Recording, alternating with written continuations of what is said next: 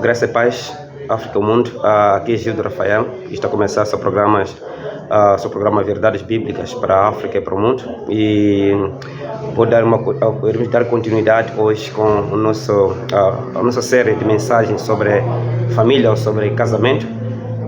Hoje iremos falar dos princípios do casamento, ok?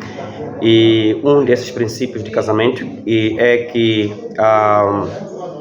o casamento é vitalício. O casamento é vitalício, ok? Para tu que estás casado ou pensas em casar, então deves colocar na sua cabeça ou deves perceber que a Bíblia, ok, nos traz uma verdade profunda de que o casamento é Deus que faz, ok? E por Jesus diz que não separe o homem o que Deus uniu. Quando falamos de vitalício, estamos a dizer que o casamento é para toda vida.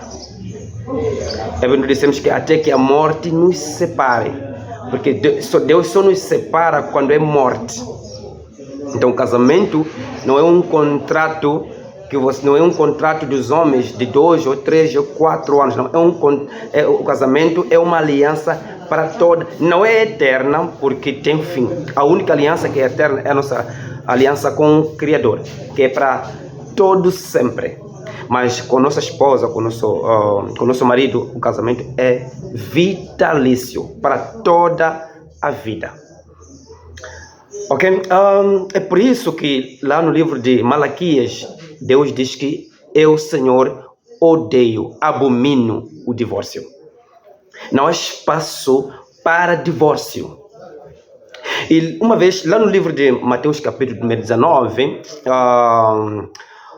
os fariseus foram dar uma questão a Jesus. Mateus capítulo 19, questionaram a Jesus: é lícito repudiar uma mulher por qualquer motivo?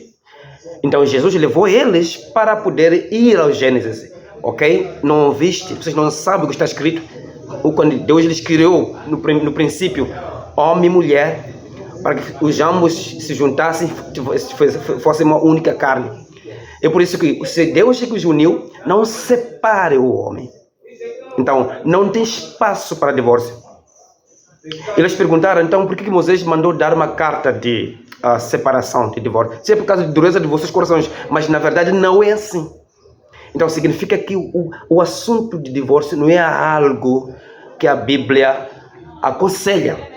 E o próprio Jesus, ele diz lá no livro de Mateus capítulo 19, dizendo que se não for por causa da prostituição, ok, encontrar em flagrante, por causa de infidelidade sexual. E infidelidade sexual não é algo que não pode ser perdoado, ok? Mas é algo, se calhar, que pode dar chance de você poder, ok, estar longe da pessoa. É a única coisa, a infidelidade sexual. Mas, mesmo assim, há espaço para divórcio.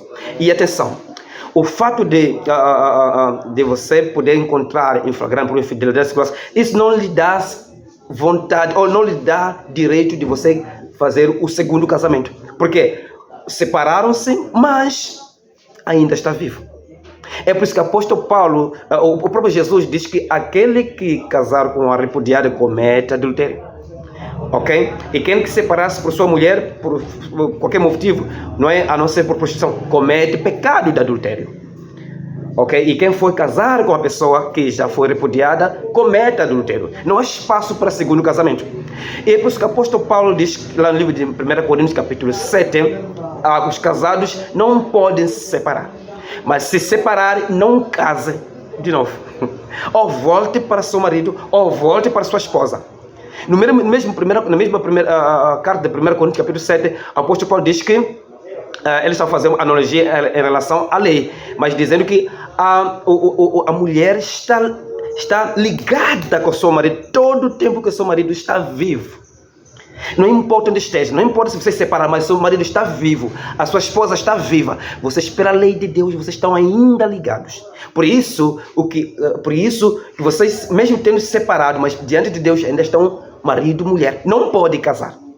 Então, para você que estás no seu lar, para você que já casou, para você que tem esposa, para você que tem marido, então, fique sabendo, o que você tem que fazer agora é lutar para manter o seu casamento, porque se você for a separar e você casar com outra pessoa, você está em pecado, está a cometer pecado, porque o casamento é para toda a vida, grave isso, para toda a vida, vitalício. Só Deus que deve separar-vos, e essa separação é mediante a morte de um dos dois, só isso. Ok? Então, enquanto isso não acontecer, é melhor que permaneça assim, ou volte para sua esposa, ou volte para seu marido. Mas não, eu me separei, mas ele já casou, pronto. Então, se calhar, é a oportunidade de você viver assim mesmo para Cristo. Ok? Então, o casamento é uma bênção de Deus, mas nós precisamos perceber que é para toda a vida. Por isso que a Bíblia diz que suportai-vos uns aos outros. Ok? Perdoai-vos uns aos outros. É uma luta grande, não é? Para poder manter o casamento. Homem e mulher, todos têm essa tarefa de lutar, orar, buscar para poder manter o casamento até a morte nos separar. Então, essa é a mensagem que eu gostaria de passar hoje. Isso é muito importante para vocês jovens que ainda não casaram, que estão a pensar em casamento, estão a pensar em marido, estão a pensar em esposa. Por favor, antes de você se envolver com alguém, antes de você pensar numa mulher, pense 1000 vezes antes de você aceitar. Porque depois de aceitar, não tem como. Ok? A história de José e Maria, eles ainda estavam namorando, posso dizer que ainda estavam era antes de estarem juntos, de viverem juntos. É por isso que José disse, olha, como era antes de oficialmente estarem casados, o José, por desconfiar que a Maria tinha lhe traído, ele pensou em deixar a Maria aos poucos. Ok? Então, se chegou o tempo de querer pensar em deixar, é porque sabe que era antes de estarem juntos. Mas depois que as pessoas vivem juntos, estão casadas, as pessoas não são permitidos divórcio. Por isso, respeite seu marido, respeite sua esposa. Ok? Lute pela sua família, lute pelo seu casamento. Ok? Porque depois do divórcio, a Bíblia não recomenda segundo casamento.